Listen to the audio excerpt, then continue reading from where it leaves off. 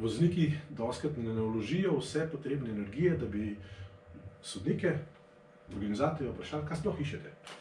Ker v bistvu na koncu sceno oblikujejo, če je tako, da so redna tekmovanja, vmes niti ni bilo, ampak zdaj, ko so pa redna tekmovanja, sceno zelo oblikujejo sodniki. Sodniški pogled na drift. Recimo dober primer tega je razlika med zahodnim in vzhodnim driftom. Recimo japonske proge so vse take inertia-based proge, to pomeni, da ti pičiš, visoka hitrost, velik entry in pol proga načeloma zgublja hitrost proti koncu in tudi manjša se radi zavojo, ne glede na to, koliko jih je, pa pač kak so nanizani. Medtem ko zahodni drift je pa ful ta power slide stil driftanja in to imamo tudi mi, ker imamo progo, kjer se različno veliki ovinki pač navezujejo en na drugega in ni v bistvu zakona, ali bo avto skozi zgubljal hitrost, ali bo pač avto recimo na neki delu proge začel pospeševati, ali pa bo entry počasen, pa pač zaključek hitrejši.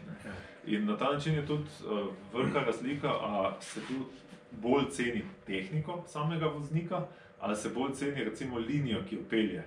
Ker če imaš ti to, da se bolj ceni linijo, dosti več daš na to, da imaš gladek volan, da je avto linearen, da imaš dosti konjev, da prav zadaneš tudi razmerje diferencijala. Medtem ko pa če imaš samo 2-3 ovinke, sploh pa za dosti zaviranja, je pa dosti različnih tehnik, ki jih lahko uporabiš, da pač dobiš impresiv rezultat z v bistvu manj naštelanim avtom. Na ta način tudi mi spodbujamo posredno to, da pač se strošek driftanja konstantno viša, ker ko imaš ti progo, kot je recimo grobnik CDC, ko imaš hiter entry, dolge ovinke, skoraj popolnoma ustavljanje v malem rondoju in pol veliko pospeševanje, to pač radiraš gume. Medtem ko če bi se grobnik zaključil tam, pa bi se vozniki vrnili na štart pa ponovili, bi bil strošek eventa dosti manjši. Tudi mi smo omejeni s temi progami, ker v bistvu nikjer ni tak, da bi bila high speed entry proga, pa se počasnjevala, tudi Raceland je tak, da imaš v bistvu, ne moreš imeti hitrega entry. Glede na to, kaj sodniki zahtevajo, tako se jo vozniki prilagodili. Pa kakšne proge postavimo, na to se jo vozniki prilagodili in približno to bojo trenirali, če hočejo biti uspešni. Meni je pri srcu zmeraj bilo veliko hitrejše driftanje, agresivno. Driftanje pomeni agresivno, zame ne pomeni, da daš hod takole, to zame ni agresija, agresije so zelo agresivne prelaganja, hitra prelaganja, preciznost pa maksimalna hitrost, kar gre skozi. Če pa imaš hod, pa letiš, pa narediš agresivno tranzicijo, pa bravo. Da lahko rečeš, wow, odpeljal sem, drugače meni brez veze. In to tudi cenim pri vozniku, če jaz vidim, da je tako odpeljal, jaz sem navdušen. Point je v tem, da hočeva povedati, da se zavedamo, da organizacija dost oblikuje sceno, ne samo to, da so pri nas pač dostopni BMW-ji in japonski avti. Kaj je meni bilo bistveno? Zdaj v zadnjih 2 letih. V zadnjih 2 letih, kar smo delali, je bilo, jaz sem bil po organizaciji treningov na Rogatcu prisoten. Layouti so vsi moji. Layoute sem delal na podlagi tega, da sem zmeraj izbiral, kakšne približne avte imamo, da bi jo lahko vozili. Pa da smo enkrat hitrost pumpali, enkrat smo tranzicije pumpali, enkrat smo delali na tem, da bo čim več povezana, pa da je zabava. Rad vidim, da spreminjamo radije, s tem pa da imaš drugačne klipe, ker s tem dobiš kontrolo nad gibanjem v driftu, da znaš razširiti linijo, zmanjšati linijo, da razumeš, kako prilagajati hitrost, zato da boš tudi naslednji loving zvozil.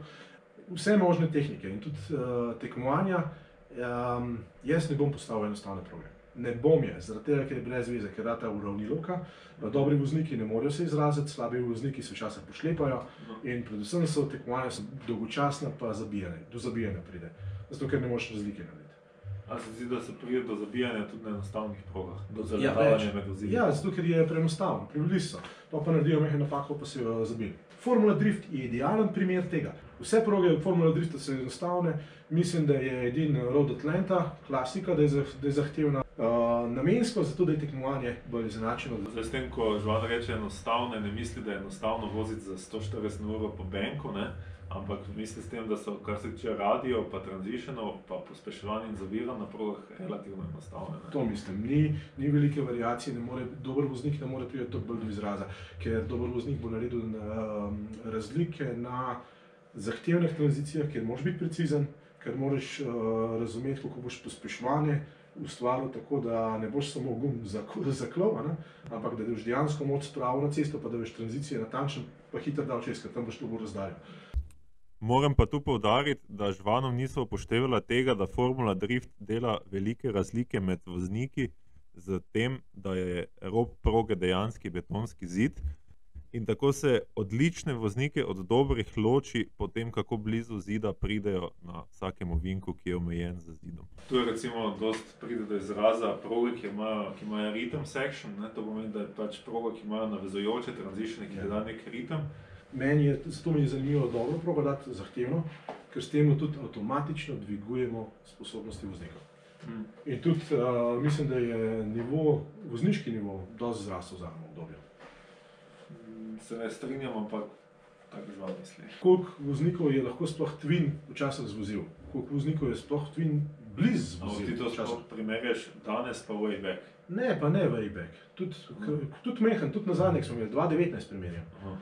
Zdaj imaš Polygon. Polygon je bil super grajenje za Twine. Ja, ampak to je da zgledam, da recimo pol fielda, pa to ni insult, pač to ni beseda proti komorkoli od vas, ko vozi ON+, ne? Ampak recimo pol folka v ON+ vozi tako, kot sem zvozil 2016, ko se je Polygon začel. Ja, ok, fair enough, ampak ok, ti si ti, nekaj pa so vozniki z določenim skillsetom, ali pa rekel poprečni. Pa tudi progresijo že znotraj res gazmih pokala sem videl, proti zadnjem tekmi so se dvigali. To pa definitivno. Ja. Zato pa v bistvu sem že prej nabijal, da bi rabili mi lokalna tekmovanja. Ja, nujno. Ker pač je to, da lokalna scena obstaja, je pač največje gonilo napredka na nekem športu. Recimo, če si pač doma pri planici, boš verjetno skakal na smučeh. Če si doma pod krvavcem, je dobra šansa, da boš smučal. Če imaš blizu progo, ja, ali pa boš na bajku.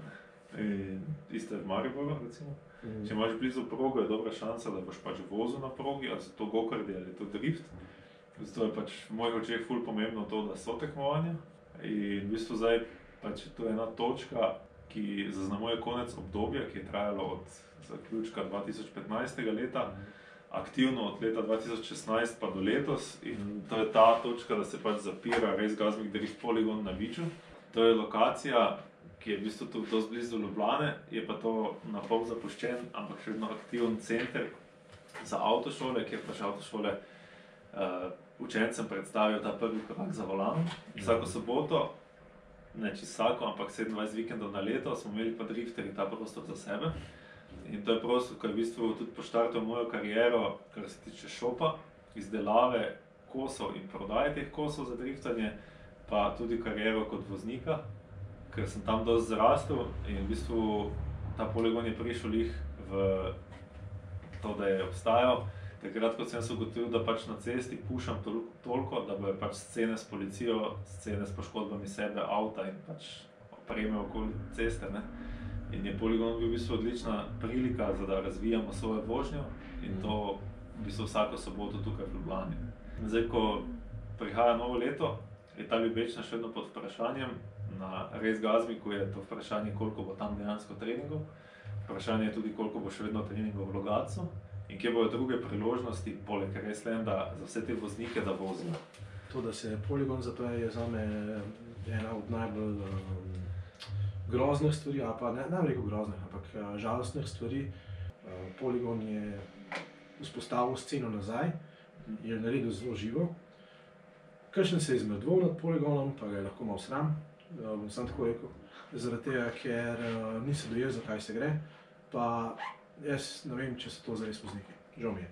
Zaradi tega, ker če imaš možnost voziti in ne prižeš voziti, pa nisi voznik. Mi vozimo, jaz gledam tako, jaz vozim zaradi tega, ker rad vozim. Jaz ne vozim, da bom enemu se kazal, lej, ko sem hud. Jaz ne vozim zaradi tega, da bom rekel, da bom pumpal moj ego, jaz sem najjači. Jaz ne vozim zaradi tega, da bom, ne vem, da bom pobegnil ženi, kaj tečne doma. Jaz vozim zaradi tega, ker rad to delam, izključno rad to delam. Jaz sem ogromno energije vložil v to, zato da sem se lahko vozil. Zakaj smo se Hrušca šli? Vozniki za voznike. Mi smo hoteli voziti Hrušca. To je poanta. To je poanta, da se ne izkoristi opcije jeti, pelati Hrušca, ki je huda proga. Nekaj je izziv, nekaj pa da uživaš v tem. In zdaj sem seveda dal primer Hrušce, Jaz za poligon sem zvedel dosti pozno. Jaz sem za poligon zvedel, mislim, da 2018. Nekaj meni je Luka Marko Grošelj, zelo prijatelj moj, pa skrb vozil že od leta 2006, mislim, da. Je rekel, pridi pogledati, zakaj se gre. Jaz sem bil dosti izven scene, jaz sem vmes nekaj časa sem bil ven scene, vsaj z drift scene sem bil, zato sem se oženil, sem dobil otroke, malo tudi scene ni bilo, pa Time Attack sem začel furati, mislim Time Attack, Track Day. Vmes sem si 30 tako umislil in sem za furo enkrat prišel, sem šel na Hrvatsko z bajkom, pa sem pa bajk dal prtljažnik, pa 2 gume sem dal prtljažnik, pa sem šel pogledat in sem rekel, hudo, poglej, sej mehen poligon. Samo tehnično, kaj se da narediti, kaj lahko počneš, je pa zelo širok spekter in kaj se tam lahko naučiš, pa kaj lahko od sebe daš, je bilo ogromno. Meni je bilo zelo zabavno. Poleg tega, da lahko tako blizu twiniraš. Twiniranje je tam, če kdo misli, da je enostavno se fajn mod, zaradi tega, ker je usko, moraš izbirati linijo, moraš vedeti, kako boš na naslednjo ovinku šel. Sem bil na spaju, sem bil na šlajfi, a jaz vozim bolj resne proge. Navajen sem vseh mogočih prog, vseh mogočih hitrosti, pa mi ni bilo tako, da bi bilo na poligonu brez veze, kontra, na poligonu mi je bilo dejansko ful dobro jeti, zaradi tega, ker še enkrat, ful dober trening sem lahko imel, ker ga zelo redko dobiš, dobre twine dobiti, se zmeniti, pa jih organizirati, pa da lahko treniraš, to je redko. To, če kdo misli, da smo to včasih delali, se fajn mod. Tega nismo delali. Na poligonu si prišel in si lahko hitro treniral. Ne samo, da si treniral, ti si lahko z različnimi ljudmi treniral, pa si dobil tudi baseline, kje sploh sem. In smo med sezonom 2020, 2021, 2022, ko ni bilo tekmovanja, smo v bistvu imeli skoraj vsakič tekmovanje tam gor. Mi smo šla hitro na gumarsko vojno in smo zmeraj šla kdo hitrejši, pa kdo bolj agresiven, ampak to je bilo zabavno. Pa s tem sva pumpala predvsem skill, pa da ostaneš pripravljen za tekmovanja. Bilo je zahtevan, dejansko je bilo zahtevan slediti. In to je meni totalno privedlo. Ko sem Mila začela voziti, je bilo itak zakon. Poligon je bil tudi super prostor za vse tisti, ki so pač hoteli vstopiti v to sceno. Ne samo, da so bili tam skozi avti, ki so se pač vozili, bili so tam tudi ljudje, ki si jih lahko nekaj vprašal, vozniki, ki so imeli več izkušenj. Zdaj, v začetku so bila to jaz pa Igor Žunc, ne. Kasneje se je priključil tudi nevoznik Kasper, ki je imel pač marsikaj tehničnega znanja. Kasneje, ko je pač on šel, Žunc šel, sta bila manj prisotna na poligonu, sem ostal jaz, je pa prišel marsikdo drugi, ki se je tekom tega časa pač naučil marsikaj in je lahko povedal iz svoje perspektive od največjega začetnika pa do precej naprednega voznika na poligonu. Poligon je tudi mesto, kjer je v bistvu začela funkcionirati šola drifta in na ta način se pač producira nove voznike in na ta način pač to je v bistvu ta največji ali pa najbolj produktiven seeding point za sploh sustainable drift sceno. Jaz sem doživel obdobje, ker smo imeli možnosti kar nekaj trenirati, pa sem doživel obdobje, ker nismo imeli nobene proge, ker je bilo konc, ker je bil v bistvu konc scene, samo tisti 2-3 tekmovanja letno in gotovo. To ni nič, s to nimaš drift auta. To je brez veze. Zdaj sem povedal, to bom po mojem samo letnice napisal, kje je bilo obdobje, ko ste ful trenirali, pa kdaj ne, približno? 2006, 2007, 2008. Ste ful trenirali, ne? Ja, 2007, 2008, 2009 je bil Logatec zelo pogosto. Pogosto mi je, se mi zdi, 7 treningov letno, 8 treningov letno, plus tekme. 20 plus pa nič, ne? Potem smo počasi padali v Logatcu in potem je zelo hitro padlo, ne vem, je bilo že 2012, da je bilo konc, je bilo 2011 že konc Logatca, potem smo resno, da imeli smo izkoriščali Time Attacke, ker so bili dogodki, prav Time Attack dogodek je bil in takrat smo Time Attack Slovenija. To je bilo to in potem je bilo dolg cajt v bistvu nič, Logatca ni bilo. Raceland je bil, kadar je bil. Torej 2011-2012 pa gor je bilo to obdobje, ko je bil. Ja, je bilo zelo zaton, pa je pa spet prišla, zato sem jaz sploh v bistvu nazaj začel driftati, ker je bil prišel poligon.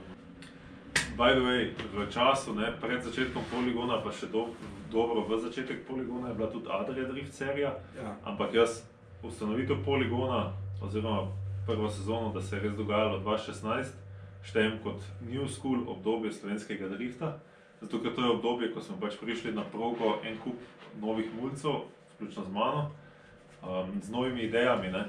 To je takrat v mojem primeru bil pač registriran drift auto, ki ni bila nova ideja globalno gledano, ampak vsi, ki so recimo vozili edina tekmovanja v tem času na tej regiji, Adrio in CDC, nismo imeli registriranih avtov, ne. In s temi idejami, da smo začeli delati svoje lokite, svoje eksperimente, tak dalje, ne, kar ni spet ne globalno nova stvar, ampak se je začelo to malo bolj aktivno razvijati od leta 2016 naprej. Evo, preden z Žvanom zalutava na naslednjo tangentno temo, bi debato o driftu in razvoju le-tega zaključil tukaj. Hkrati bi povabil vse vas, ki gledate ta video, da se udeležite debate spodaj v komentarjih. Različna mnenja, sploh tista podkrepljena z dejstvi in dokazi, preprečujejo to, da bi v majhni skupini ljudi, ki se med sabo pogovarjajo, prišlo do tako imenovanega confirmation biasa in z širšim bazenom mnenj in dejstev, ki podpirajo ta mnenja, lahko boljše vodimo debato in ugotovimo, kaj je najboljše za skupen razvoj drift tekmovanj, drift treningov in kako dalje peljati ta šport v prihodnost. To je pa to z moje strani za danes, z vami sem bil Erik, hvala za ogled in se vidimo v naslednjem videu.